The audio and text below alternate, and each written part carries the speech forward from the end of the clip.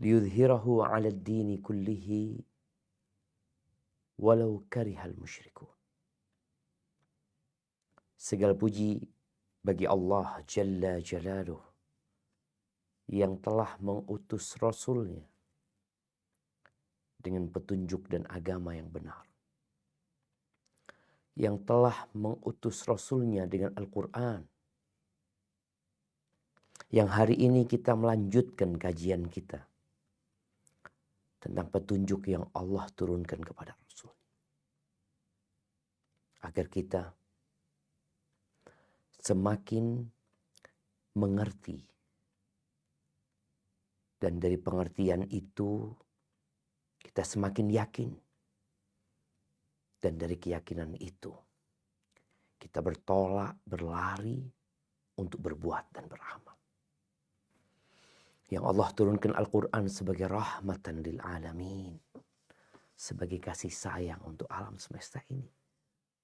Sebagaimana Allah utus nabinya dengan agama yang benar.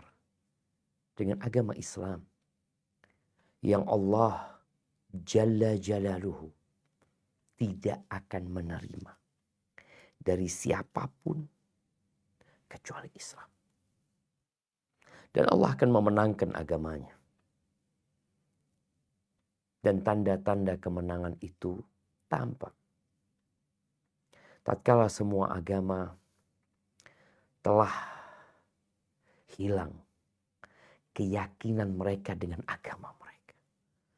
Tatkala agama-agama yang ada dirubah, dimodifikasi dengan datangnya orang-orang yang baru yang merasa agama mereka tidak relevan.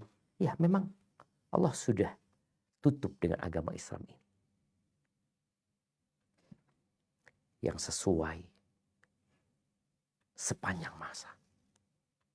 Siapapun engkau. Dimanapun kau hidup dan kapanpun kau hidup. Inilah agama yang diterima oleh Allah Azza wa Jalla. Wa man yabtaghi ghairal islami dinan fala yuqbala min. Barang siapa yang mencari agama selain Islam, maka tidak akan diterima. Tidak akan diterima. Dan dia di akhirat akan menjadi orang-orang yang merugi.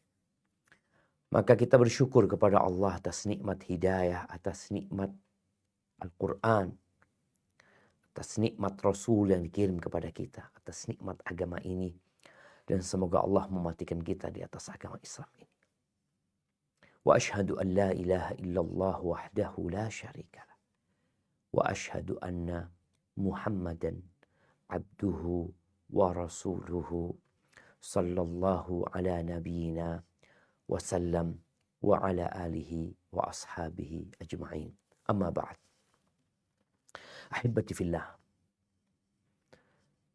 Ini adalah perjumpaan terakhir kita membahas surat Al-Haqqah. Surat yang berbincang tentang hari kiamat.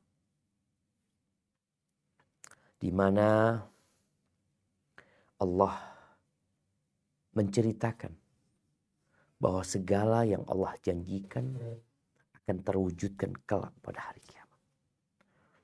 Dalam kehidupan dunia ini Allah sudah membinasakan mereka yang mendustakan dengan adanya hari kebangkitan. Kaum 'Ad, kaum Tsamud, Fir'aun dan bala tentaranya. Mereka tinggal cerita. Ya. Dan cerita mereka sampai hari ini terbukti nyata. Namun ternyata banyak manusia yang tetap mendustakan Rasul yang diutus sallallahu alaihi wasallam, kitab yang diturunkan, agama yang diridhoin Allah Azza wa Jalla. Sehingga kita semua dapat melihat 3/4 penduduk bumi ini itu menolak agama Allah Azza wa Jalla. Apa sebabnya? Mungkin banyak. Kebodohan, kezaliman, kesombongan, kecongkakan. Mungkin ada juga yang karena hasad, iri dan dengki. Ya. Dan Allah ceritakan dalam Al-Quran bahwa manusia terbagi menjadi dua tatkala kiamat terjadi. Ada yang mendapatkan kitab dengan tangan kanannya sehingga dia akan hidup di dalam surga Allah Azza wa Jalla dengan penuh kesenangan, kekal, abadi, selama-lamanya. Tapi kelompok kedua yang mendapatkan kitab dengan tangan kirinya, sejak dia mendapatkan kitab, maka yang ada adalah penyesalan. Penyesalan karena ternyata semua yang dia upayakan dalam kehidupan dunia nggak ada gunanya. Semua yang dia bekerja untuk mendapatkannya hanya menjadi bencana. Dia berharap tidak ada kebangkitan. Dia berharap tidak ada pembagian kitab. Karena harta, kekuasaan semua tidak berguna. Di akhir surat Al-Haqqah ini, Allah Jalla Jalaluh menjelaskan bahwasanya telah dikirimkan kepada umat manusia utusan Allah Subhanahu wa taala. Dan utusan yang terakhir adalah Nabi Muhammad alaihi salatu wassalam. Dia diutus dengan Al-Quran. Yang Al-Quran ini tidak ada keraguan di dalamnya. Ya, kalau kita membaca Al-Quran, kita akan mendapati penentangan-penentangan yang dilakukan oleh orang-orang musyrikin dahulu terhadap keabsahan Al-Quran. Yang dikatakan Quran ini adalah ya bikinannya Muhammad alaihi salatu wassalam. Hanya plagiasi dari kitab-kitab yang terdahulu. Quran ini hanya susunan kata-kata penyihir, penyair, atau sekedar ramalan dari dukun-dukun dan paranormal. Semua tuduhan terhadap Al-Quran yang Allah Azza wa Jalla tidak akan mengadab satu kaum kecuali Allah mengutus utusan. Allah tidak membiarkan manusia sia-sia tanpa ada perintah dan larangan. Allah kirimkan. Tapi manusia yang menolak. Makanya hukuman diberikan kepada mereka itu tatkala sudah sampai informasi. Sosialisasi. Tapi mereka menolak. Mereka tidak percaya. Padahal bukti-buktinya nyata. Kalau Al-Quran ini adalah kitab yang Allah turunkan. Baik, kita akan baca. Tafadhol. Nah.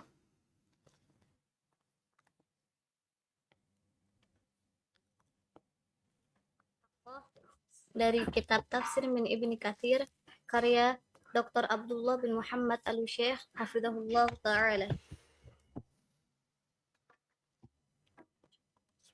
Fala uqsimu bima tubsirun wa ma la tubsirun innahu laqawlu rasulin karim wa ma huwa biqawli sya'ir qalilan ma tu'minun wala biqawli kahin qalilan ma tadhakkarun tanzilum min rabbil alamin. Maka aku bersumpah dengan apa yang kamu lihat dan dengan apa yang tidak kamu lihat. Sesungguhnya Al-Quran itu adalah benar-benar wahyu Allah yang diturunkan kepada Rasul yang mulia. Dan Al-Quran itu bukanlah perkataan penyair. Sedikit sekali kamu beriman kepadanya. Dan bukan pula perkataan tukang tenung sedikit sekali kamu mengambil pelajaran daripadanya. Ia adalah wahyu yang diturunkan dari Rabb semesta alam. Allahu Akbar jemaah. Allah bersumpah ya. Jadi kadangkala ketika terjadi dialog, orang yang kalah dalam dialog tersebut itu mengingkari kesalahannya. Dia hanya mengakui kekalahannya. Dia tidak mengatakan engkau benar, tapi yang dia katakan engkau menang. Aku kalah. Tapi kenapa aku kalah? Karena engkau lebih pintar cara ngomongnya. Engkau lebih hebat dalam mengungkapkan dalil-dalil. Padahal sebenarnya engkau salah. Gitu. Iya, ada orang yang seperti itu. Maka di sini disebutkan. Allah bersumpah. Allah nggak butuh sumpah sebenarnya. Al-Quran benar. Tapi Allah ingin mengingatkan manusia bahwa semua tuduhan yang disematkan kepada Nabi alaihi salatu wassalam dan kepada Al-Quran itu tidak benar. Dan buktinya ketika Allah menantang orang-orang musyrikin untuk mendatangkan satu surat yang seperti dalam Al-Quran. Itu mereka nggak mampu. Dan tantangan itu sampai hari ini berlaku. Bagaimana Allah mengatakan, Qul in kuntum fi raibin mimma nazzalna ala abdina fa'tu bi suratin min mithli. Wad'u syuhada'akum min dunillah in kuntum sadiqin. Katakan kepada mereka, ini ayat turun di kota Madinah. Untuk menunjukkan tantangan itu berlaku ketika di kota Mekah sampai di kota Madinah pun tantangan ini berlaku. Dan sudah ada tantangan-tantangan sebelumnya di surat-surat Makkiyah. Katakan kalau kalian ragu dengan apa yang kami turunkan kepada hamba kami, maka datangkan bisuratin min mithli. Satu surat yang sama dengan Al-Quran. Satu surat. Al-Quran terdiri dari 114 surat. Satu surat. Dan kalian panggil, kalian ajak, kalian kumpulkan siapa saja yang kalian inginkan. Dari ahli-ahli bahasa, dari orang-orang ternama, dari manusia-manusia yang bijak, ahli filsafat mungkin, apa saja. Kumpulkan semuanya. Satu surat. Dan kalian tidak akan pernah dapat melakukan. Dan tantangan itu sampai hari ini berlaku.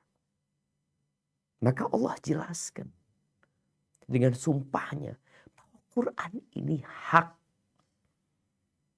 Bukan buatan Muhammad alaihi salatu wassalam. Tapi tatkala kita bicara hidayah, maka innallaha yahdi man yasha wa yudillu man yasha. Man yahdillah fala mudilla wa man yudlil fala hadiya. Hidayah itu di tangan Allah. Allah memberikan hidayah, petunjuk, penjelasan kepada semuanya.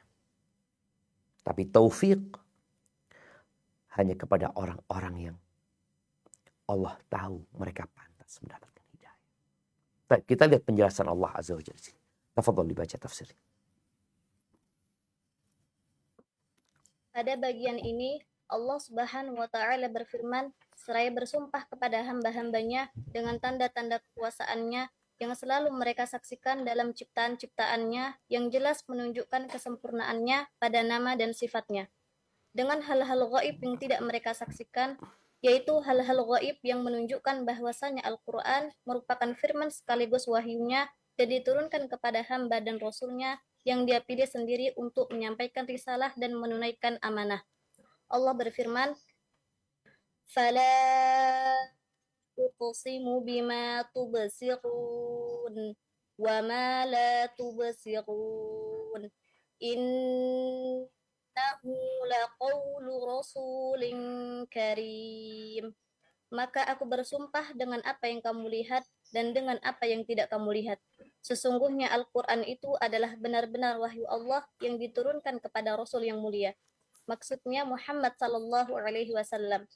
Dinisbatkan atas beliau dengan makna tabligh penyampaian, sebab Rasulullah Sallallahu Alaihi Wasallam bertugas menyampaikan dari Rabb yang mengutus. Oleh karena itu, dia menyandarkan hal ini dalam surah At-Takwir kepada Rasul dari kalangan malaikat. Innahu laqawlu rasulin karim. Sesungguhnya Al-Quran itu adalah benar-benar wahyu Allah yang diturunkan kepada Rasul yang mulia. Maksudnya adalah Jibril alaihi salam. Barakallahu fiik. Kita lihat bagaimana Allah Azza wa Jalla bersumpah. Dan kita tahu Sang Pencipta, Sang Pemilik alam semesta bersumpah dengan apa yang Dia kehendaki. Kita sudah baca berbagai macam sumpah Allah Azza wa Jalla. Wal asri, wal duha, wal fajri, was sama'i wal tariq, was sama'i dhatil buruj, was syamsi wal duhaha. Allah bersumpah dengan apa yang Allah kehendaki. Di sini Allah bersumpah dengan semuanya. Dengan apa yang kalian lihat. Yang kalian mampu melihat. Kita mampu melihat matahari terbit. Matahari di waktu duha. Matahari di waktu asar. Kita dapat melihat malam, kita dapat melihat bintang, kita dapat melihat berbagai macam ciptaan. Allah bersumpah dengan semuanya. Ditambah lagi Allah bersumpah dengan apa yang kalian tidak melihat. Yang gaib. Yang sampai saat ini kita juga nggak melihat. Ruh yang ada di diri kita nggak dapat melihat. Surga dan neraka yang memang sampai saat ini kita tidak melihat. Allah bersumpah dengan semua. Agar manusia yang melihat kebesaran Allah dalam ciptaannya itu sadar dan kembali bahwa Al-Quran ini benar-benar la qaulu rasulin karim. Dia adalah wahyu yang Allah turunkan kepada Rasul, utusan. Orang yang diutus membawa informasi. Ya kadangkala dia lupa. Kadangkala ada yang dia tambahkan, ada yang dia kurangin. Itu wajar. Karena manusia pelupa. Tapi di sini Allah sebutkan karim. Bahwa Rasul yang diutus ini adalah Rasul yang memiliki karakter mulia. Sifat-sifat yang bagus. Dia terhormat, dia mulia, yang dia akan menyampaikan semua secara sempurna tanpa dikurangin, tanpa ditambah. Karim. Dan juga disebutkan bagaimana di surat At-Takwir Allah menisbatkan Quran ini kepada perantara antara Allah dengan Nabi Muhammad alaihissalam, Jibril. Dengan mengatakan innahu laqaulu rasulin karim. Jadi yang disampaikan kepada kita, kepada manusia, itu nggak ada penambahan, nggak ada pengurangan. Di surat An-Najm. Wan najmi idha hawa. Ma dhalla sahibukum wa ma ghawa. Wa ma yantiqu anil hawa in huwa illa wahyu yuha. Itu wahyu. Bukan buatan. Bukan ungkapan karena perasaan sedih. Kemudian muncul ayat-ayat kesedihan.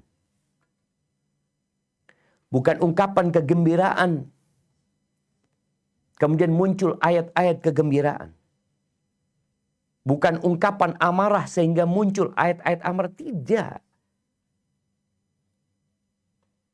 Wa ma yantiqu 'anil hawa. Bukan dari hawa nafsu dia berkata. Terus wahyu yang diturunkan kepadanya. Terus apa kata Allah Azza wa Jalla? Nah, dilanjutkan. Demikian juga dia berfirman di sini, wa ma huwa biqauli sya'ir qalilan ma tu'minun wala biqauli kahin qalilan ma tadhakkarun. Dan Al-Quran itu bukanlah perkataan penyair. Sedikit sekali kamu beriman kepadanya, dan bukan pula perkataan tukang tenung. Sedikit sekali kamu mengambil pelajaran darinya. Dengan demikian, kadang Allah menyandarkan pada ucapan Rasul dari kalangan malaikat, dan terkadang atau ada kalanya juga dia menyandarkan kepada Rasul dari kalangan manusia. Sebab masing-masing dari keduanya adalah penyampaian pesan Allah yang telah dia amanahkan, berupa wahyu dan firman-Nya. Maka itu dia berfirman, Tanzilum min Rabbil Alamin. Ia adalah wahyu yang diturunkan dari Rabb semesta alam. Imam Ahmad Barakallahu menukilkan. fiik. Baik, jamaah rahimakumullah. Bangsa Arab tatkala Al-Quran turun kepada mereka. Mereka adalah bangsa sastra. Iya. Mereka pandai membuat syair. Bahkan ada banyak syair-syair pilihan yang mereka gantungkan di Ka'bah. Ada nama Al-Mu'allaqat As-Sab'ah. 7 syair-syair yang digantungkan di Ka'bah. Karena dianggap syair-syair yang paling bagus pada waktu itu. Dan bangsa Arab juga banyak di antara mereka yang secara natural itu membuat syair. Tanpa sekolah gitu ya. Bagus-bagus syair. Ada tuduhan bahwa Al-Quran ini syair. Maka Allah katakan, wa ma huwa biqauli syair. Kita tahu puisi syair itu adalah kata-kata yang disusun yang akhirannya sama, yang punya akhiran sama. Mungkin ada di beberapa ayat Quran yang akhirannya sama. Tapi bukan syair. Para penyair tahu enggak? Enggak sesuai dengan ilmu syair yang mereka ketahui. Enggak bisa Quran ini dipakaikan ilmu syair itu kemudian oh ini syair, enggak ada. Para penyair yang handal mengenai enggak, Quran ini bukan syair. Dan mereka tahu itu. Cuma kata Allah, qalilan ma tu'minun. Tapi sedikit ya. Sedikit sekali kamu beriman kepadanya. Padahal udah tahu bukan syair. Kemudian mungkin orang berpikir Quran ini ungkapan tukang tenung. Kahin itu maknanya mereka yang bisa jadi yang punya jin, yang menginformasikan dengan informasi yang akan datang atau memberitahu barang-barang yang hilang. Allah sebutkan dulu tentang syair. Karena syair ini kata-kata yang tersusun dengan akhiran yang punya aturan ya. Kemudian Allah katakan bukan perkataan tukang paranormal tadi atau dukun. Bukan. Ini kata-kata yang dibawanya. Dan mereka tahu itu. Kita tahu yang namanya kahin, dukun, ya paranormal. Itu didatengin sama orang. Nanti ditanya apa baru dia ngasih tahu. Dan mereka melihat Nabi tidak melakukan itu alaihi salatu wassalam. Beliau datang ke tempat kumpulnya bangsa Arab. Beliau datang ke tempat tinggalnya, tempat singgahnya jemaah haji, jemaah umrah. Beliau sampaikan. Jelas ini bukan ungkapan paranormal, bukan ungkapan dukun. Yang biasanya dukun itu kalau ditanya baru dia jawab. Meramal. Dia punya jin yang memberikan informasi tentang hal-hal yang akan datang. Dan mereka tahu bahwa Quran ini bukan ucapan kahin. Yang kadangkala kahin itu memberi informasi, oh betul terjadi, benar. 1 kali. 1000 kali atau 100 lainnya adalah kedustaan dan kebohongan. Kalian tidak ingat. Kalian nggak mau ambil pelajaran. Terus Quran ini apa? Syair bukan. Ungkapan paranormal, dukun, tukang bukan. Mereka tahu dan mereka meyakini itu. Allah jelaskan kepada mereka bahwa Quran ini tanzilun mir rabbil alamin. Ia adalah wahyu yang diturunkan dari Rabb semesta alam.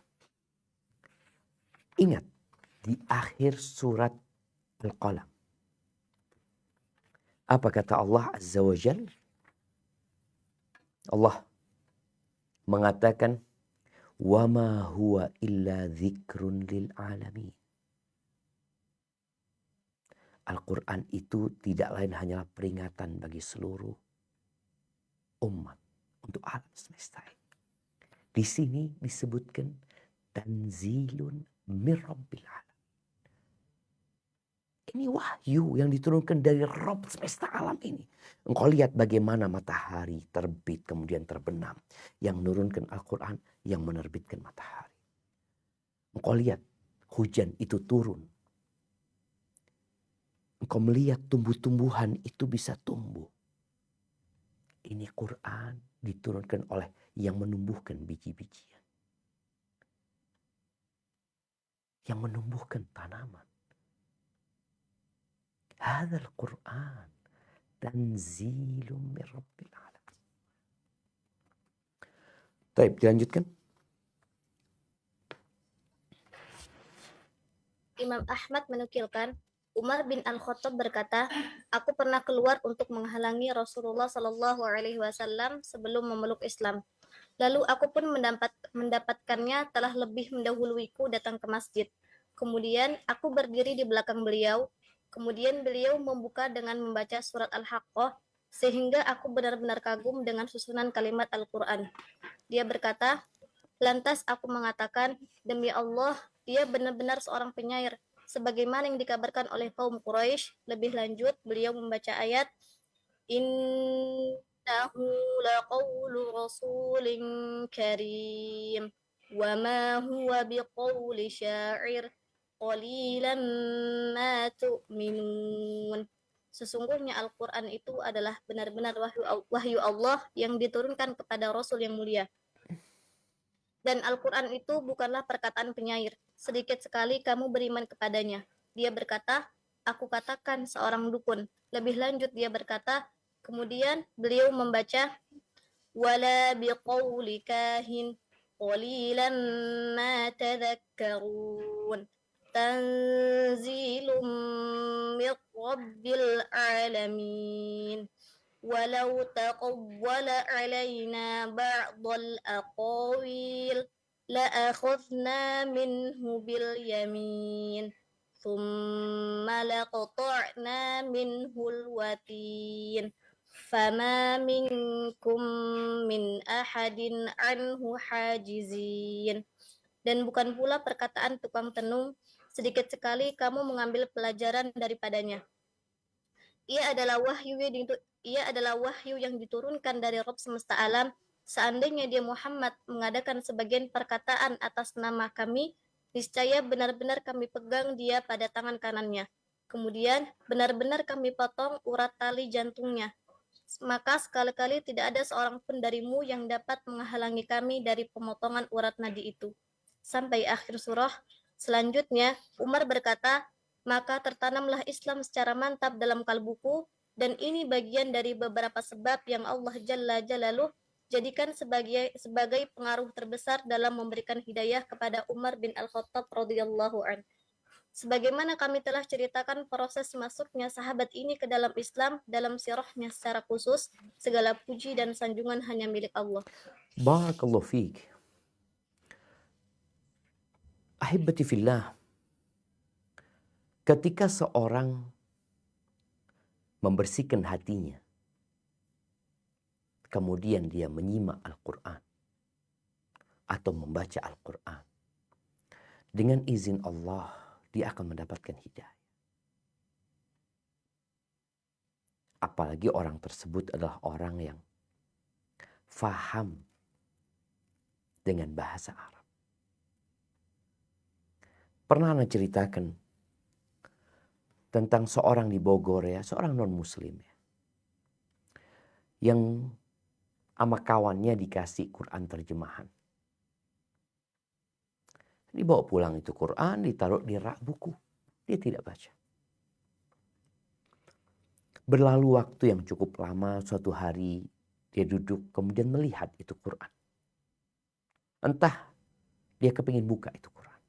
Mungkin dia lagi punya masalah ini dan itu. Akhirnya dia buka Quran. Ketika dia membuka Al-Quran, yang pertama dia cari adalah pengarangnya. Dia tidak temukan pengarang Al-Quran. Oke, kemudian dia buka halaman pertama Al-Fatihah, kemudian dia baca Al-Baqarah. Dia baca terjemahannya tentunya. Dia membaca dzalikal kitabu la raiba fihi hudal lil muttaqin. Itu kitab yang tidak ada keraguan di dalamnya. Dia sampaikan, sombong banget buku ini. Biasanya orang kalau menyusun buku, dia akan minta maaf, akan menyampaikan di awal muqaddimah itu ungkapan syukurnya yang pertama biasanya, terima kasih dan itu. Kemudian dia akan minta maaf, akan ada banyak kekurangan dalam buku ini, macam-macam. Ini kita mengatakan tidak ada keraguan di dalam. Akhirnya dia baca dan dia masuk Islam. Umar bin Khattab radhiyallahu ta'ala anhu, dia benci dengan Islam. Karena apa? Karena adanya provokasi dari tokoh-tokoh Quraisy terhadap agama Islam ini. Dan saat ini dunia juga berusaha untuk menframing Islam ini agama teroris. Iya. Berapa banyak non-muslim kalau dengar kata-kata Islam, kata-kata Muhammad alaihissalam, yang ada dalam benak mereka adalah keganasan, keberingasan, teror, ini dan itu. Di masa itu enggak. Bukan itu, framingnya bukan yang berkaitan dengan teroris. Tapi berkaitan dengan hal-hal yang baru saja kita baca. Dikatakan ini adalah syair, ungkapan dukun, tukang tenung, bohong, gila, macam-macam. Tapi tatkala mereka mendengar tentang Islam langsung, bukan dari orang yang menyimpan kedengkian, bukan orang yang dari awal tujuannya memang memutar balikan fakta, insya Allah dapat hidayah. Umar dengar. Kata orang-orang kan, Nabi Muhammad SAW, syair, kahin, sahir, majnun, macam-macam lah sifat buruk yang disematkan. Umar dengar Al-Quran. Dan Umar takjub dengan susunan Al-Quran. Maka dalam hati dia ketika dia mengatakan, oh syair. Dikatakan, wa ma huwa biqauli syair. Dan Umar tahu benar. Umar sadar bukan syair. Karena Umar juga tahu bagaimana syair. Bagaimana susunan syair. Ketika dinafikan syair, kahin. Bukan. Kan nggak ambil pelajaran. Mana informasi yang disampaikan Nabi SAW kemudian bohong ya. Tidak terjadi. Semuanya kebenaran. Dan akhirnya itu menjadi modal keislaman Umar. Kan biasanya orang dengar satu kemudian dia ingin mendalamin, dia ingin tahu, lalu Allah berikan hidayah. Baik, dilanjutkan. ولو تقول علينا بعض الأقاويل لأخذنا منه باليمين ثم لقطعنا منه الوتين فما منكم من أحد عنه حاجزين وإنه لتذكرة للمتقين وإنا لنعلم أن منكم مكذبين وإنه لحسرة على الكافرين وإنه لحق اليقين فسبح bismi rabbikal azim. Seandainya dia Muhammad mengadakan sebagian perkataan atas nama kami, niscaya benar-benar kami pegang dia pada tangan kanannya. Kemudian benar-benar kami potong urat tali jantungnya, maka sekali-kali tidak ada seorang pun darimu yang dapat menghalangi kami dari pemotongan urat nadi itu. Dan sesungguhnya Al-Quran itu benar-benar suatu pelajaran bagi orang-orang yang bertakwa. Dan sesungguhnya kami benar-benar mengetahui bahwa di antara kamu ada orang yang mendustakannya. Dan sesungguhnya Al-Quran itu benar-benar menjadi penyesalan bagi orang-orang kafir di akhirat. Dan sesungguhnya Al-Quran itu benar-benar kebenaran yang diyakini. Maka bertasbihlah dengan menyebut nama Rabbmu yang maha besar. Subhanallah jemaah. Inilah Al-Quran yang Allah turunkan sebagai hudan, petunjuk. Dia bukan ucapan yang dirangkai oleh Nabi Muhammad alaihi salatu wassalam. Kita tahu Nabi kita alaihi salatu wassalam la yaqra wa la yaktub. Beliau nggak bisa baca, beliau nggak bisa nulis. Ini benar-benar petunjuk yang Allah turunkan. Untuk apa? Untuk menyelamatkan umat manusia. Ma anzalna 'alaikal Qur'ana litashqa. Bukan untuk menyengsarakan kita. Tapi yang jadi masalah banyak di antara manusia yang nggak tahu. Bukan nggak tahu, nggak mau tahu mereka. Dibohongin ya. Dengan berbagai macam media. Seakan-akan Islam dan Qur'annya ini hanya untuk bangsa Arab saja. Nah, kalau Quran ini dibuat-buat oleh Nabi Muhammad alaihi salatu wassalam, apa yang akan terjadi dengan Nabi Muhammad alaihi salatu wassalam? Akan dibiarkan berdusta atas nama Tuhan? Dan kita melihat sekarang adanya nabi-nabi palsu yang mereka mengaku nabi. Bagaimana akhir cerita mereka? Mereka mengaku mendapatkan wahyu. Lihat apa yang terjadi dengan mereka.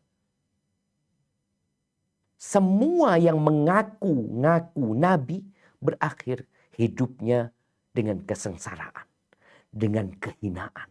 Jadi cerita buruk untuk generasi yang selanjutnya. Berbeda dengan Nabi Muhammad alaihi salatu wassalam. Coba kita baca tafsirnya.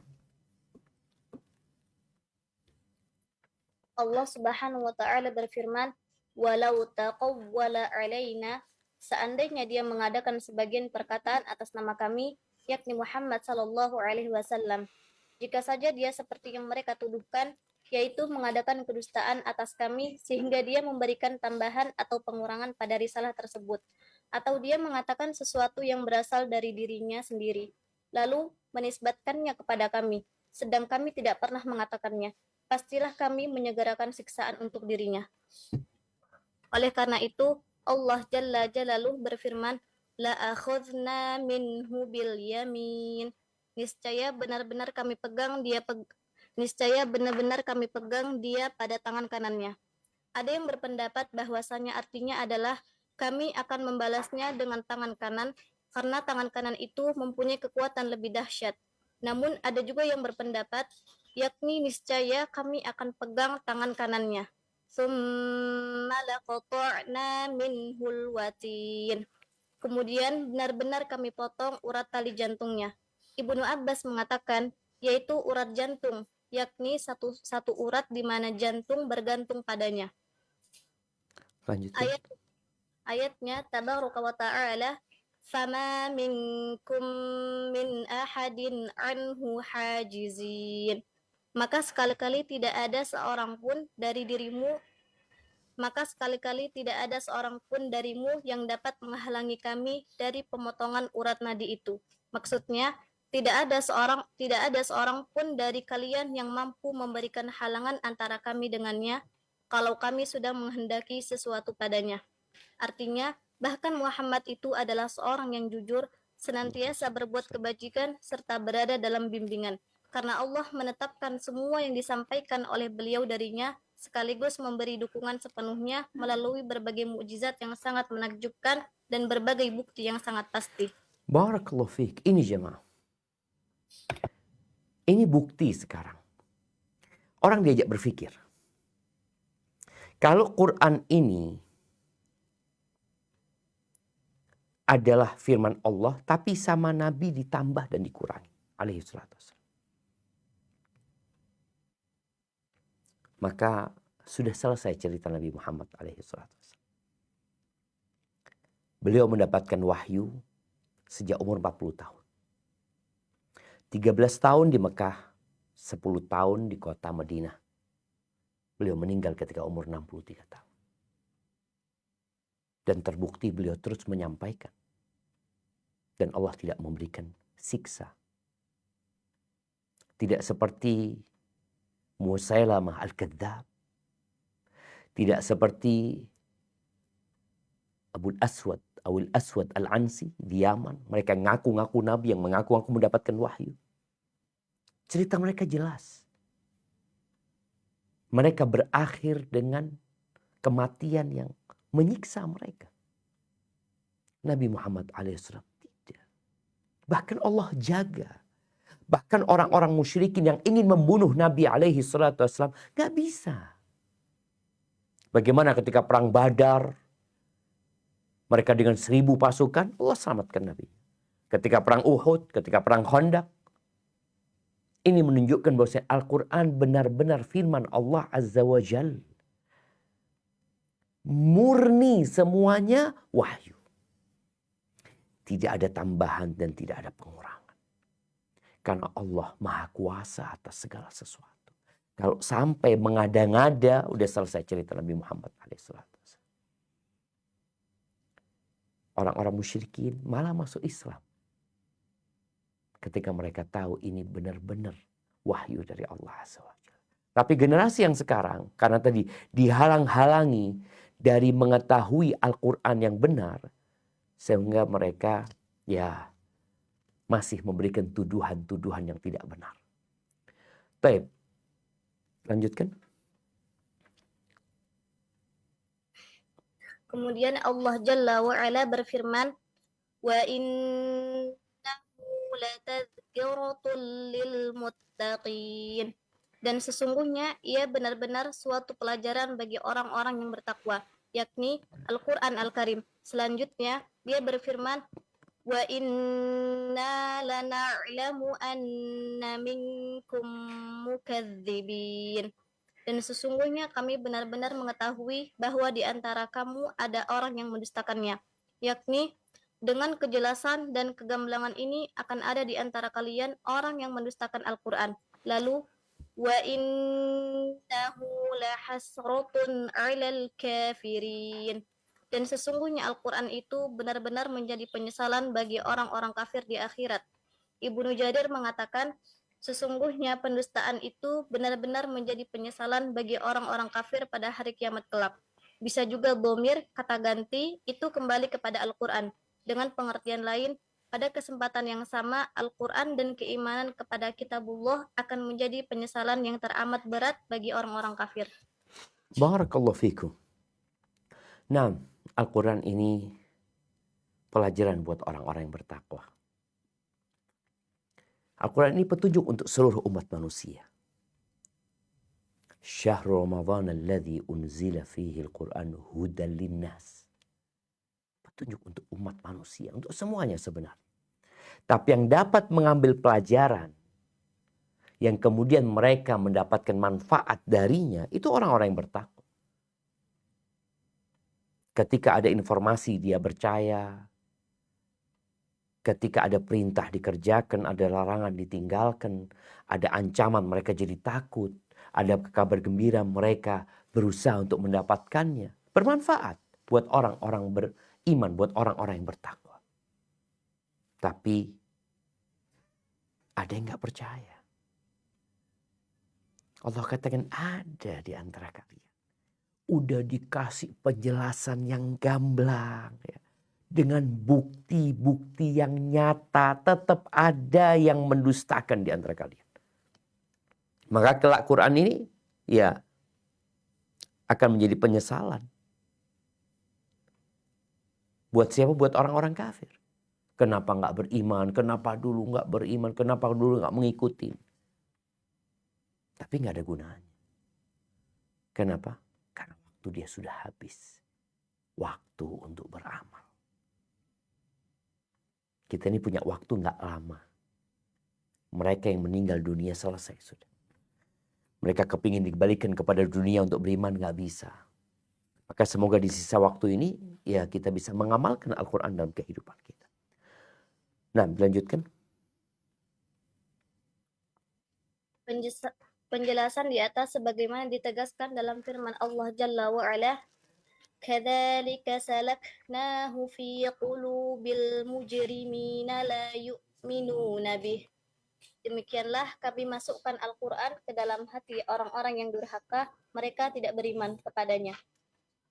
Quran Surat Asy-Syura, surat ke-26 ayat 200 sampai 201.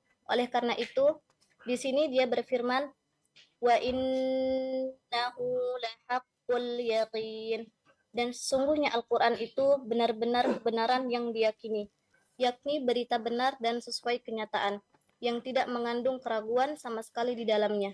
Kemudian Azza wa Jalla berfirman, Fasabbih bismi rabbikal azim. Maka bertasbihlah dengan menyebut nama Rabbmu yang maha besar, yakni yang telah menurunkan Al-Quran yang agung ini. Masya Allah, barakallahu fiik. Ahibati fillah. Al-Quran kebenaran. Dan akan tetap menjadi kebenaran. Dan kita bangga bersyukur kepada Allah Azza wa Jalla menjadi seorang muslim. Yang memiliki kitab yang tidak ada keraguan di dalam. Yang memiliki Rasul yang diutus sebagai rahmatan lil alamin. Yang beragama dengan agama yang diridhai oleh Allah Azza wa Jalla. Maka hendaklah kita memperbanyak tasbih, memuji Allah dan mengagungkannya. Barakallahu fiik. Itu mungkin yang dapat kita kaji bersama kali ini. Kita masuk ke sesi tanya jawab. Ana kembalikan ke moderator. Barakallahu fiik. Jazakumullah khairan ya Ustadz. Alhamdulillah. Ana izin membacakan pertanyaan yang masuk Ustadz. Tafadhali. Assalamualaikum warahmatullahi wabarakatuh. Waalaikumsalam warahmatullahi wabarakatuh. Ustadz, tadi disampaikan bahwa hidayah di tangan Allah dan taufik hanya Allah berikan kepada orang-orang yang pantas dapat hidayah. Ana bertetangga dengan Nasrani Ustadz. Nah. Ana berharap tetangga Ana Allah berikan hidayah dan taufik. Bagaimana cara supaya mereka pantas terima hidayah dan taufik tersebut Ustadz, dan mohon nasihatnya Ana sebagai tetangga Ustadz. Demikian Ustadz. Jazakumullah khairan Ustadz. Masya Allah, barakallahu fiik ya. Ini pertanyaan bukan hanya berkaitan dengan tetangga. Ini pertanyaan berkaitan dengan orang tua kita, berkaitan dengan keluarga kita, berkaitan dengan orang-orang yang kita cintai ya. Yang kita ingin mereka mendapatkan hidayah. Bagaimana Rasul SAW menginginkan pamannya dapat hidayah. Kalau ini tetangganya, Nabi SAW ingin pamannya dapat hidayah. Beliau SAW tidak pernah berhenti memberikan nasihat kepada pamannya. Memberikan penjelasan tentang agama Islam ini. Bahkan tatkala pamannya berada di ranjang kematian, beliau SAW datang. Meminta kepada pamannya untuk mengatakan La ilaha illallah. Tapi ternyata pamannya memilih untuk bertahan di atas agama nenek moyang. Ya sudah. Turun firman Allah, innaka la tahdi man ahbabta. Walakinallaha yahdi man yasha wa huwa a'lamu bil muhtadin. Dan dialah Allah yang lebih tahu dengan siapa yang pantas mendapatkan hidayah. Engkau tidak dapat memberikan hidayah kepada orang yang kau cintai. Tapi Allah memberikan hidayah kepada siapa yang Allah kehendaki. Dan Allah lebih mengetahui siapa yang pantas mendapatkan hidayah. Kalau tugas kita itu memang bagaimana menyampaikan. Tadi bagaimana tetangga kita dapat hidayah, pantas mendapatkan. Kita sampaikan tentang agama Allah. Tapi yang tahu dengan isi hati dia. Dan Allah Azza wa Jalla tentunya. Ada orang-orang yang pura-pura baik tapi hatinya menyimpan kedengkian kepada Islam. Nah, ada orang-orang yang membenci Islam karena keterbatasan ilmunya. Tatkala dia tahu, dia masuk Islam. Bagaimana Umar akhirnya masuk Islam? Nabi berdoa agar orang-orang Quraisy masuk Islam. Agar Allah memberikan hidayah kepada mereka. Tapi Allah lebih tahu mana yang pantas mendapatkan hidayah. Jadi tugas kita adalah menyampaikan sekarang kepada mereka. Agar mereka pantas mendapatkan hidayah nantinya, Allah yang lebih tahu. Tapi kita menyampaikan dengan cara yang baik. Kita menyuruh mereka untuk merenungkan, mentadabburi. Coba hilangkan segala subjektivitas dia ya. Coba dia baca tentang agama Allah ini. Karena kalau di hati dia ada fanatisme terhadap sesuatu, ada kesombongan, ada kedengkian, sulit untuk mendapatkan hidayah. Maka di antara penghalang hidayah itu adalah kesombongan, kezaliman, dengki. Itu menjadi penghalang hidayah.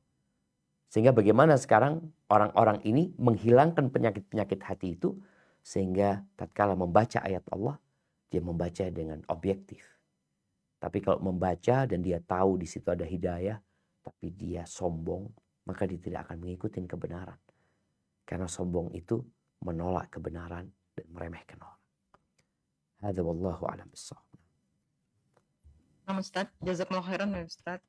Ana bacakan lagi pertanyaan masuk Ustaz. Assalamualaikum warahmatullahi wabarakatuh. Waalaikumsalam warahmatullahi wabarakatuh.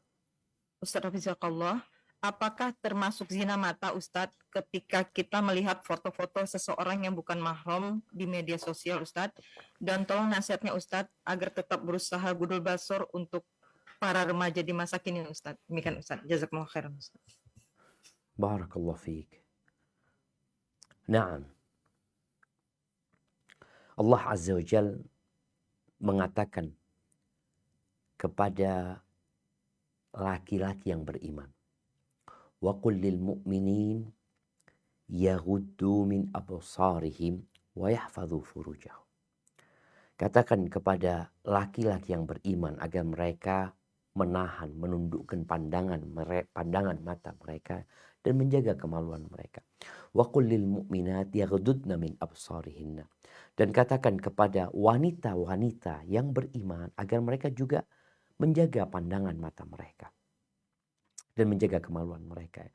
Kalau dikatakan bahwa bagi remaja, bagi wanita muslimah, apa hukumnya memandang kepada foto-foto, gambar-gambar, video laki-laki yang tidak halal bagi dia? Maka memandang karena ada keperluan itu diperbolehkan. Ini wanita kepada laki-laki.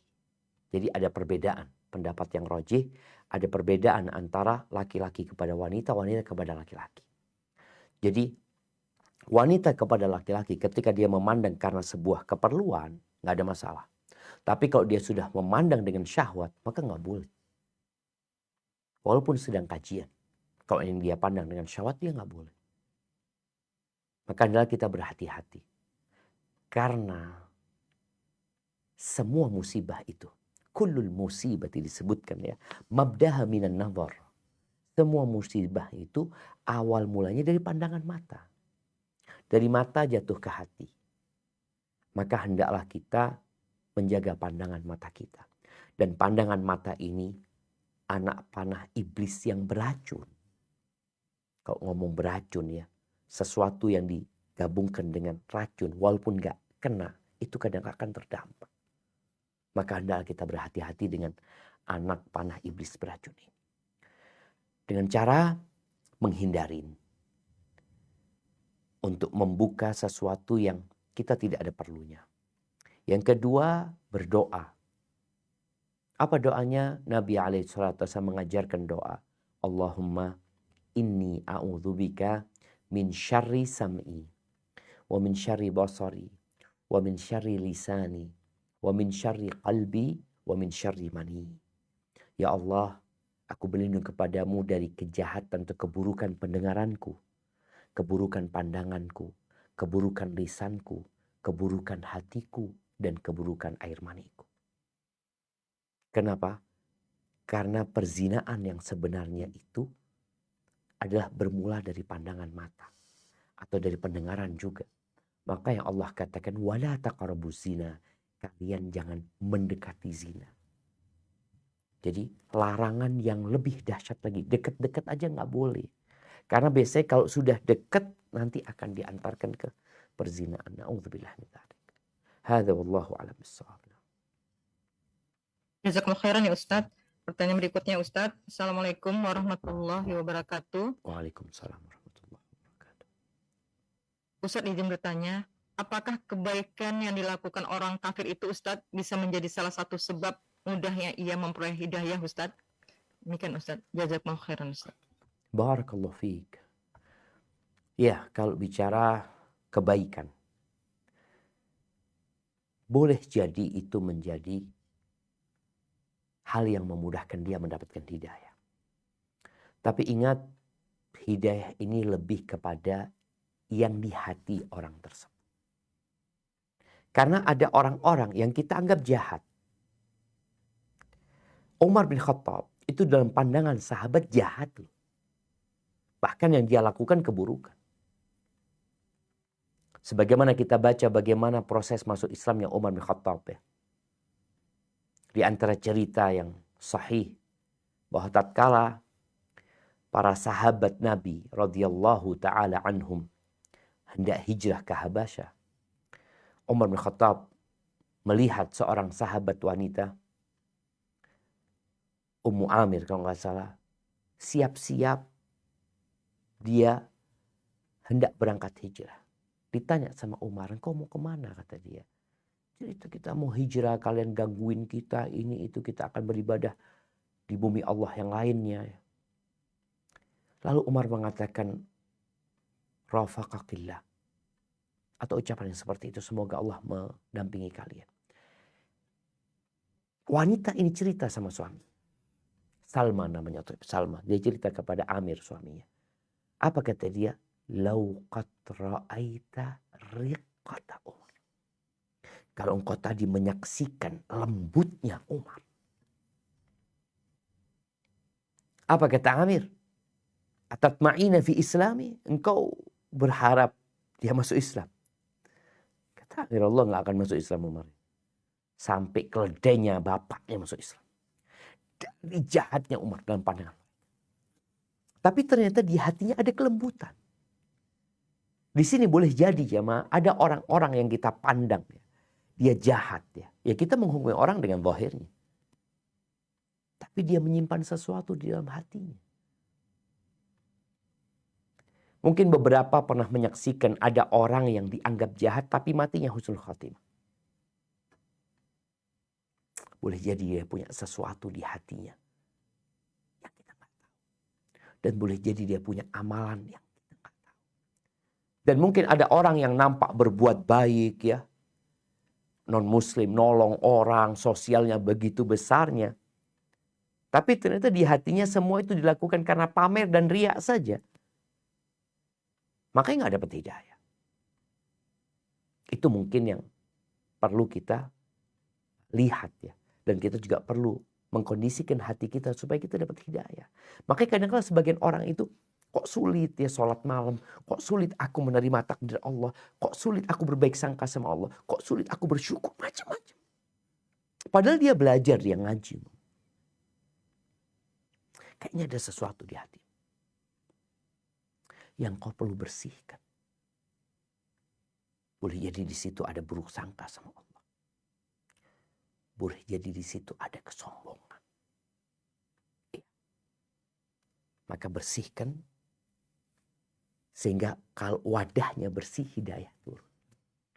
Hadza wallahu a'lam bissawab. Jazakumullah khairan ya Ustadz.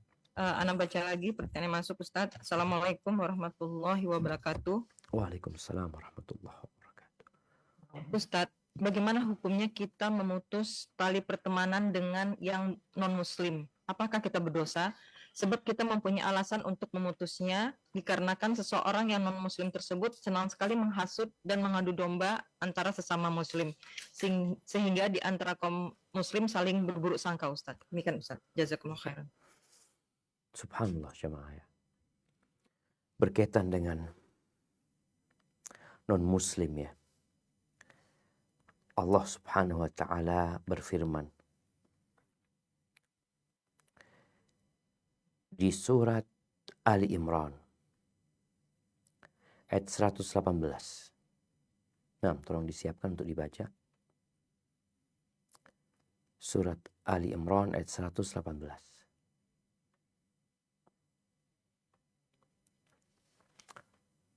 Udah dapat? Ya, Ustaz. Nah. Ali Imran 118. Tafadhal.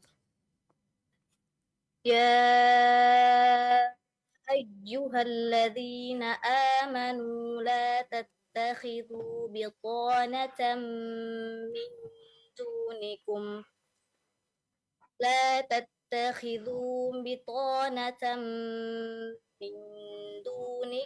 لا يألونكم خبالا ودوا ما عنتم قد بدت البغضاء من أفواههم وما تخفي صدورهم أكبر قد بينا لكم الآيات إن كنتم تعقلون.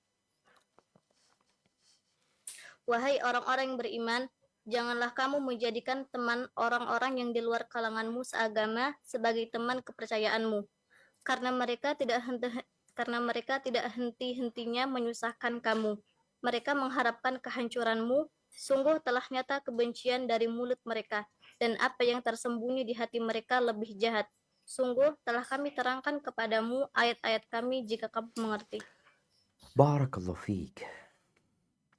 Semoga ini bisa menjawab pertanyaan yang tadi dibaca.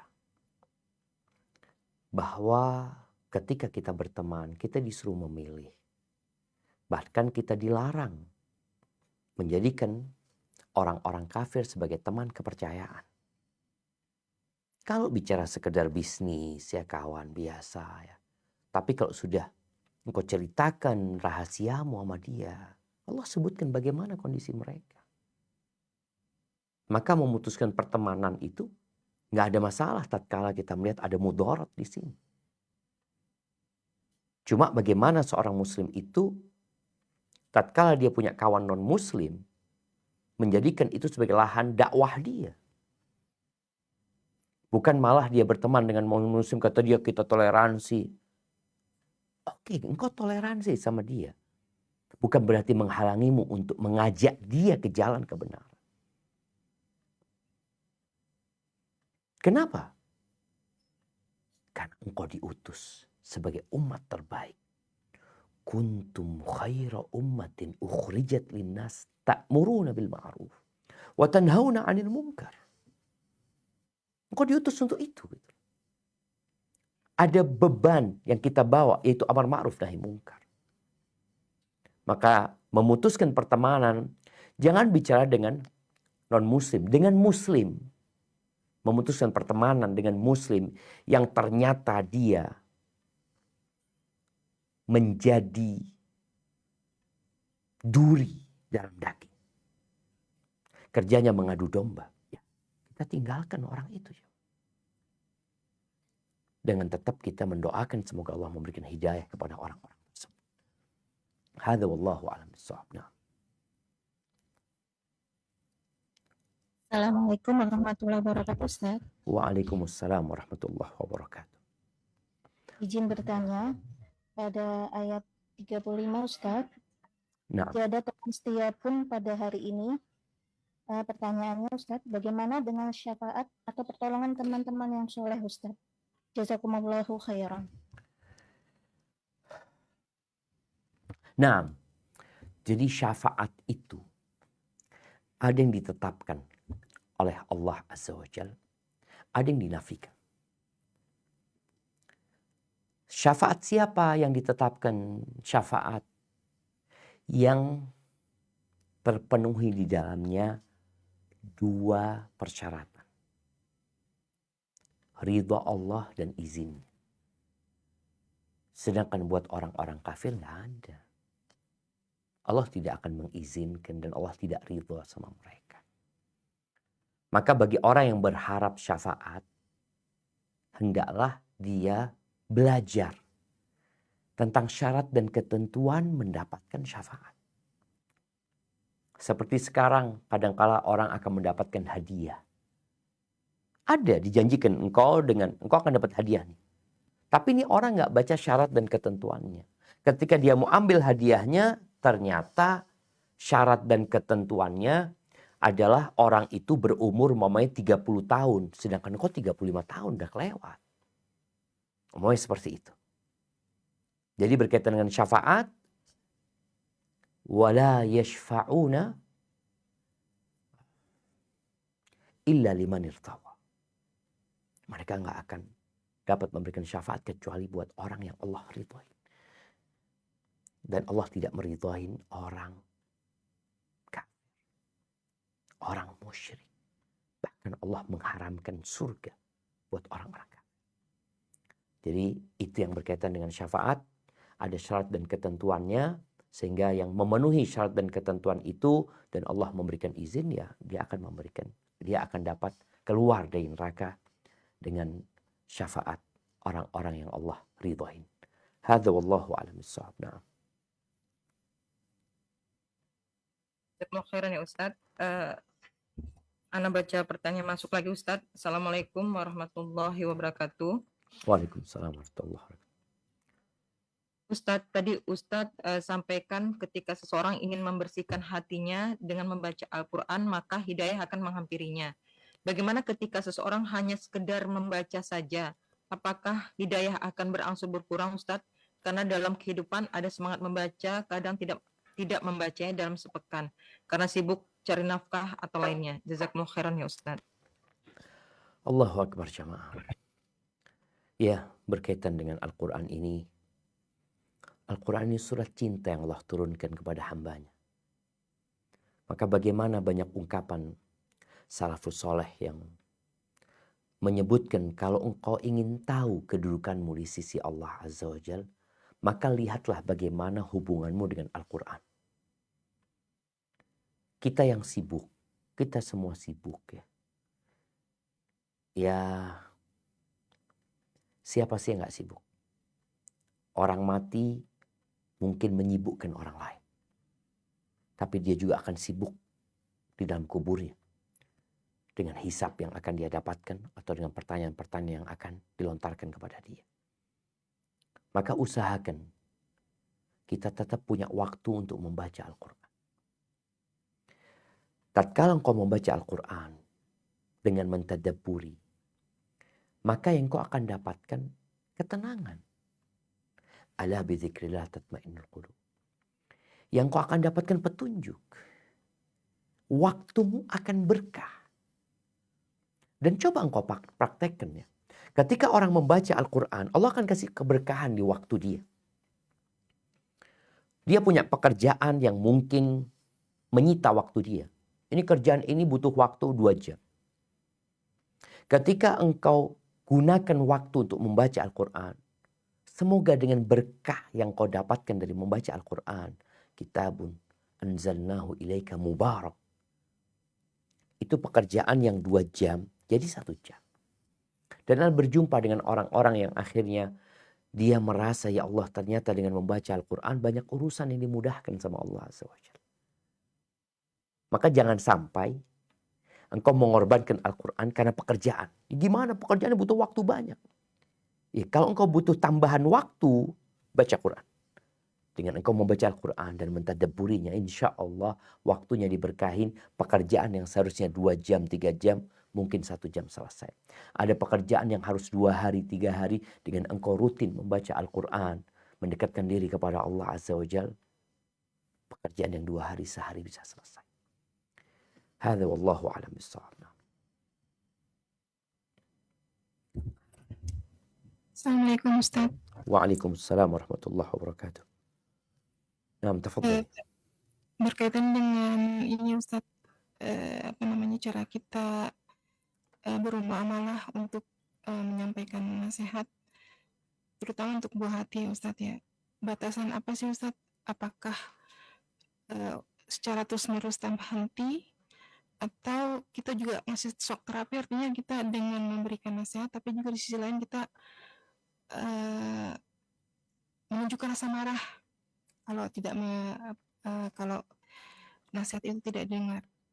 Itu Ustaz. Nah. Nasihatnya Ustaz. Syukran Ustaz.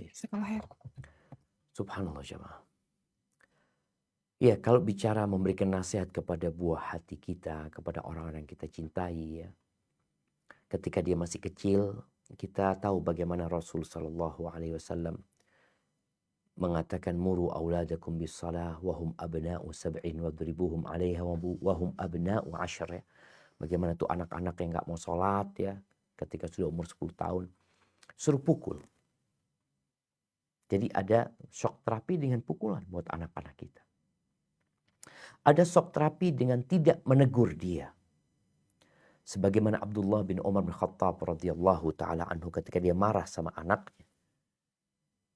Di mana anaknya ini dikasih tahu tentang satu permasalahannya yang berkaitan dengan hadis Nabi alaihi salatu wassalam, la tamna'u ima Allah masajid Allah. Kalian jangan larang hamba-hamba wanita Allah itu dari rumah-rumah Allah, dari masjid-masjid. Ternyata anaknya Abdullah bin Umar ini mengatakan kami akan larang. Ketika anaknya mengatakan itu, marahlah Abdullah bin Umar kepada putranya. Aku sampaikan kepadamu sabda Nabi alaihissalam, kemudian kau menentangnya.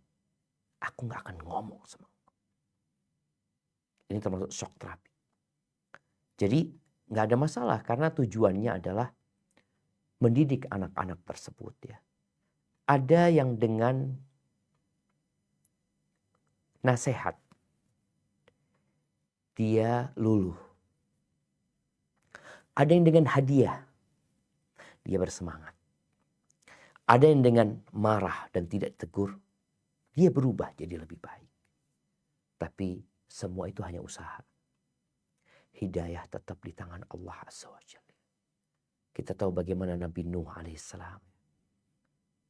Siapa yang gak cinta sama anak ya? Secara tabiat, secara natural ya orang tua cinta sama anaknya. Bagaimana Nabi Nuh ketika ngelihat anaknya gak mau naik kapal ya.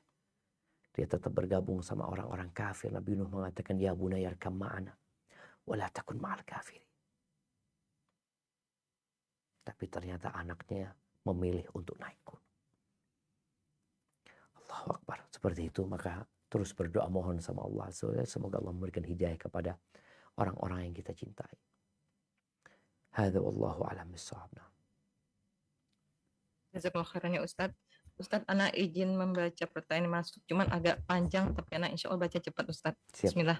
Assalamualaikum warahmatullahi wabarakatuh. Waalaikumsalam warahmatullahi wabarakatuh. Afwan Ustaz, izin bertanya di luar tema Ustaz. Suami dan saya sedang merintis usaha.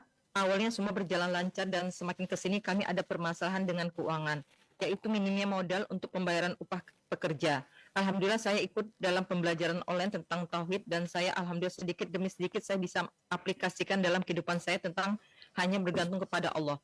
Saya minta terus sama Allah pertolongan. Alhamdulillah tolong pertolongan Allah. Dan kadang memang kami dalam keadaan sulit sekali. Kadang seperti ada merasa kenapa ini pertolongan Allah belum datang. sehingga kami setiap sholat doa terus dan terus, hingga permasalahan ini mengganggu psikologis kami. Selalu kami berdoa meminta ke Allah terus dan terus Ustadz. Terkadang kami berpikir positif, apa yang memang seperti ini cara Allah mencintai kami, membuat kami harap menangis kusuk dalam berdoa. Tapi apakah ini benar Ustadz? Saya harus terus meminta dalam doa saya, tetapi kok sepertinya doa ini malah lebih dominan Ustadz, karena kami berharap tenang dalam menjalankan pekerjaan ini Ustadz. Masya Allah, barakallah fiik. Jazakumullah khairan. Nah, Allah Azza wa Jalla menjadikan hidup ini ujian. La tublawunna fi amwalikum wa anfusikum. Kata Allah, kalian benar-benar akan dikasih bala di diri kalian dan di harta kalian. Makanya orang tuh cinta sama jiwanya. Ketika jihad, diperintahkan jihad dengan jiwa dan harta. Harta dengan jiwa. Dan ternyata Allah katakan kalian akan dapat ujian tuh. Bicara orang yang susah menghadapi masalah keuangan. Tolong pandanglah dunia ini sesuatu yang hina. Agar engkau menjadikan ambisimu bukan dunia. Ambisi yang akhirat. Ketika orang berambisi akhirat, dia tahu dunia ini hanya jembatan yang harus dia lewati. Maka dia akan tenang. Mali walid dunia, apa urusan sama dunia ini? Kemudian kalau ternyata dia sudah berdoa mohon sama Allah. Dan dia sudah menjadikan ambisinya akhirat. Jadi kalau bicara ambisi akhirat, doa-doa dia yang dominan harusnya akhirat. Oke, dia minta tentang dunia tadi, minta kemudian. Tapi jangan lupa, cuma sebentar gitu. Engkau minta dunia sampai menangis ya. Engkau minta dunia sampai berjam-jam, berhari-hari. Minta akhirat kadang-kala kita santai. Anda rasakan kadang-kala kalau ada keinginan dunia, kita jadi mintanya ya Allah. Ketika minta surga biasa aja. Ketika minta iman, minta takwa, minta sabar ya, minta syukur, kita biasa aja. Ketika doa Allahumma a'inni ala dzikrika wa syukrika wa husni ibadatik, kita biasa aja. Maka tolong ambisimu untuk akhirat. Sehingga doamu perbanyak tentang akhirat. Tapi berkaitan dengan dunia ini silahkan kau minta. Tapi engkau harus yakin bahwa jawaban dari apa yang kau minta itu satu dari tiga hal. Makanya para sahabat itu doa aja pokoknya. Mereka tidak berpikir jawaban. Kenapa? Ketika Nabi SAW sudah menjelaskan kepada para sahabatnya bahwa doa itu pasti dikabulkan. Dan dikabulkannya doa itu akan diberi satu dari tiga hal. Apa kata para sahabat? Idzan nuksir. Kalau gitu kita banyak-banyak doa udah. Artinya nggak ada ruginya. Kalau tadi kan engkau katakan kami udah berdoa lama ini tuh tapi belum ada jawaban. Nah ini sesuatu yang perlu diluruskan. Allah janji kalau syarat dan ketentuan sudah engkau penuhi, Allah janji dikabulkan. Cuma jawaban dari permintaanmu itu satu dari tiga hal. Yang milih Allah bukan kita. Jadi engkau tenang aja. Para sahabat radhiyallahu ta'ala anhum mengatakan idzan nukthir, kalau gitu kita banyak-banyak doa. Engkau lihat Nabi Zakaria ketika berdoa minta anak. Ketika beliau berdoa, Rabbi la tadharni fardan wa anta khairul warithin. Ya Allah, jangan tinggalkan aku sendirian ya Allah. Ya Allah. Engkau sebaik-baiknya yang mewarisi ya Allah. Jangan tinggalkan aku sendirian. Berapa tahun berdoa? Disebutkan sampai umur 100 tahun berdoa.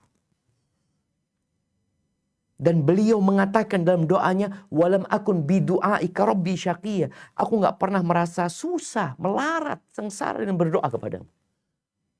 Karena yakin Allah akan kabulkan doanya. Tapi jawabannya satu dari tiga hal. Ini yang perlu ditumbuhkan di diri kita. Sampaikan kepada suamimu, tenang kita. Doa kita dikabulkan sama Allah. Satu dari tiga hal.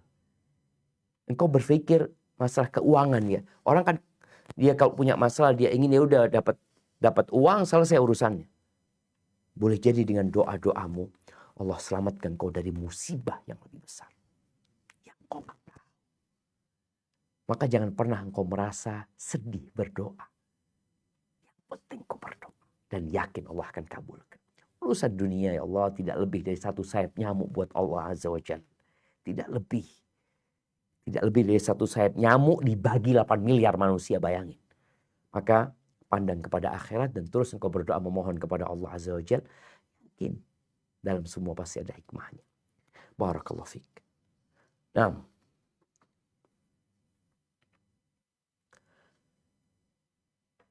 tafadhali. Mungkin ke pertanyaan terakhir ini.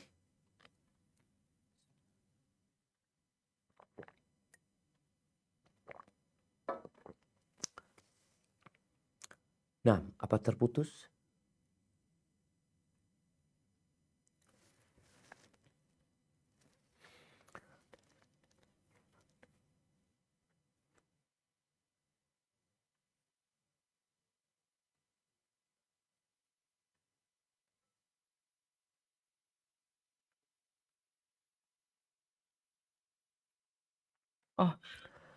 Ana baca ulang ya Ustadz. Tafadhali, iya. Ya. Tafadhali. Nah. Dan kami ada rencana melanjutkan pertanyaan tadi Ustadz. Dan kami ada rencana mau pinjam untuk usaha ke bank syariah. Tetapi hati kecil saya ini menolak Ustadz. Saya hanya minta karunia dari Allah, tidak ingin ada hubungan dengan perbankan mesti syariah. Bagaimana itu Ustadz? Mau nasihat yang Ustadz. Jazakumullah khairan Ustadz. Barakallahu fiik. Nah, berkaitan dengan tidak ingin pinjam dari bank syariah ya, karena memang banyak mungkin fatwa beberapa ustadz yang menyebutkan kondisi bank syariah kita mungkin sedang menuju ke syariah. Ada hal-hal yang masih belum sempurna syariahnya dan kita doakan semoga bisa mencapai syariah tadi. Ya kalau engkau apalagi hati kecilmu menolak.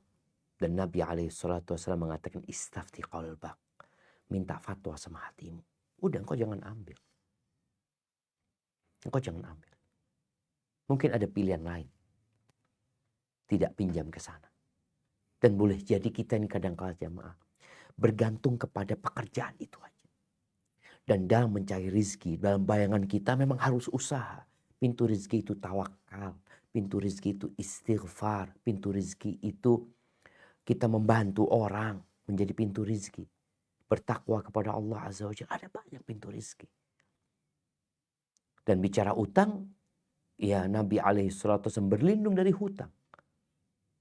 Mungkin engkau boleh dengan cara kongsi, cari kawan, cari teman. Engkau paparkan usahamu. Dan memang engkau akan kehilangan keuntungan. Kadang-kadang sebagian orang ini jamaah, ketika dia melihat sesuatu yang sesuai syariat, tapi buat dia kayaknya merugikan. Anak kalau kerjasama Ustaz, ya keuntungannya terlalu besar Ustaz. Anak kalau pinjam sama bank kan cuma berapa persen. Tapi kalau sama kerjasama boleh jadi 40%, ya Ustaz. 30%, banyak banget. Engkau lupa ada berkah di sana. Ketika seorang menjalani aturan Sang Pencipta. Dan dia tahu Allah membuat aturan maslahat buat manusia. Kau seharusnya tenang. Maka nasihat ana, jangan, gak perlu ngambil. Engkau tinggal bagaimana mungkin kongsi. Dan boleh jadi engkau ada masalah di ambisimu. Tadi ketika ana kongsi, ya Allah keuntungannya berkurang ini dan itu macam-macam. Ingat yang terpenting dari rezeki adalah berkah.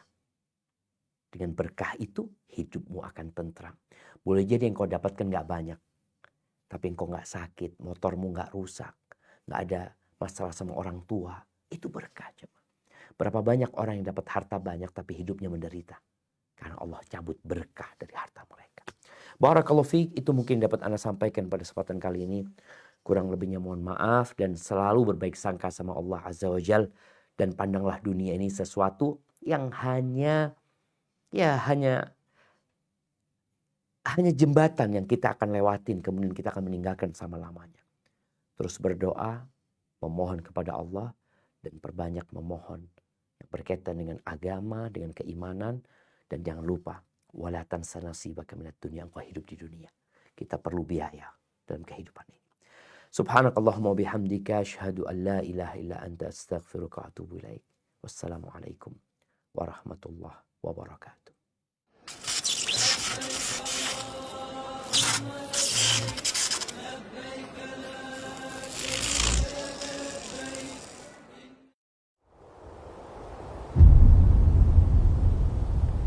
Klik tombol berikut untuk mendapatkan update ilmu yang insya Allah bermanfaat.